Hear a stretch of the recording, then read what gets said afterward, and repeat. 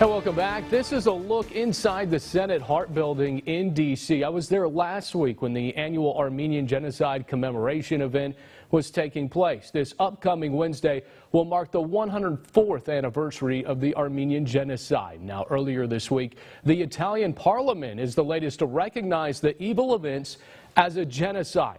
To date, 29 governments and parliaments, including Brazil, Canada, France, Germany, and Russia, as well as 49 states out of 50 in the United States, have recognized the Armenian genocide. But the U.S. as a country has failed to recognize the Armenian genocide. Last weekend, Armenians across the country rallied in front of the White House. Could Donald Trump become the first president to condemn the Turkish government for the genocide? Honorary Consul of the Republic of Armenia, Fresno, and the entire Central Valley, Berj Apkarian, is here to join us. Berj, how are you, sir? I'm fine, thank you. And happy Easter to you.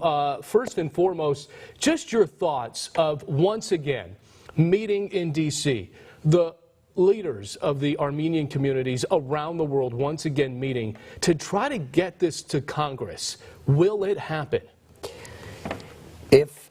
If we have any chance for that to happen, this is the moment. As you may know, President Trump is pretty out there in terms of his not so traditional approach in terms of solving issues, such as moving the U.S. Embassy to Jerusalem, proclaiming Jewish sovereignty over Golan Heights.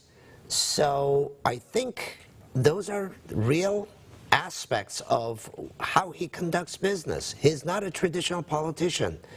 So if we have any opportunity for that to happen, this is the moment. You say this. Is this the feeling you get from the Armenian community? I've talked to some Armenians. They feel that way. Is that the sense you get? Yes, absolutely. I think everybody knows that he's not a traditional politician, and he is not there to pay tribute to the special interest. He knows what is the right thing to do, and hopefully he rises to the occasion and does the right thing. You know, some pundits have told me the annual commemoration is nothing more than just a fundraiser for some politicians. Have you ever felt that way, especially now in this climate? No, absolutely not. The annual commemoration is our duty, our responsibility to honor and respect the memory of 1.5 million innocent. We get that, but Yes. I think my point is congressmen, sometimes politicians want to latch onto that so that they feel that they're doing that, but also fundraising at the same time. I don't believe so. I think all those individuals, the congressional representatives, especially from the Central Valley and in the LA area, where there's a heavy concentration of the Armenian communities, they genuinely care. They understand the matter, and they are very sympathetic, and they want this issue to be resolved. Again, we talked about how President Trump is this unorthodox president at this point in time. He hasn't really mentioned anything about it, but do you feel like it could be coming soon? Obviously, this is the point in time where during the commemoration, April 24th, do you think it's on his plate? Do you actually feel that there's enough push by the Armenian leaders across the globe, especially with the new revelations that we've had in Armenia? Do you feel like this is the time that it's going to happen and I'm not saying in a month or two or a year, I'm talking about in the next few weeks? Well, I think there is some momentum out there, especially in the relationship between the United States and Turkey. As you may know, just recently, Turkey purchased Soviet missiles, S-400s. And being a NATO member, NATO and the United States are very unhappy with that move.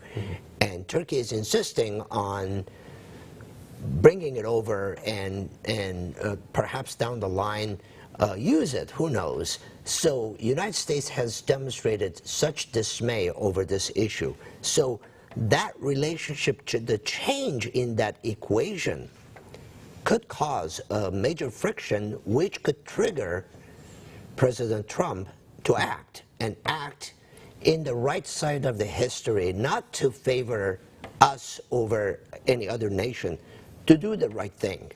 Why do you think presidents, even Obama has said during his campaigning, hey, I'm going to recognize the Armenian genocide, and then Hillary Clinton has come back and said, and this is well documented, has said to Turkey, hey, we were never actually thinking about that.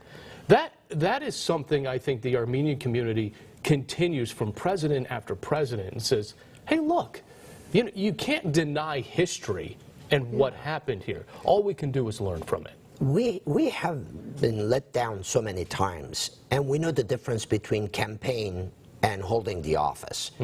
U.S. State Department policy is very clear. As long as Turkey is part of NATO, there will be rejection and objection toward any congressional or White House recognition of the genocide. I want to finish with this because it's a commemoration here in the Valley, and it's a big one. We have the flag raising coming up on Wednesday at City Hall, and then in the evening at Fresno State, the first ever genocide, really the uniqueness of the memorial of it is the only one in the entire country on any university. Yes. What does this mean? It's a huge thing for our community, and I am grateful to the community at large. Armenians and non-Armenians alike, the entire community came together to do the right thing, and we owe a great deed of gratitude to President Castro and his cabinet.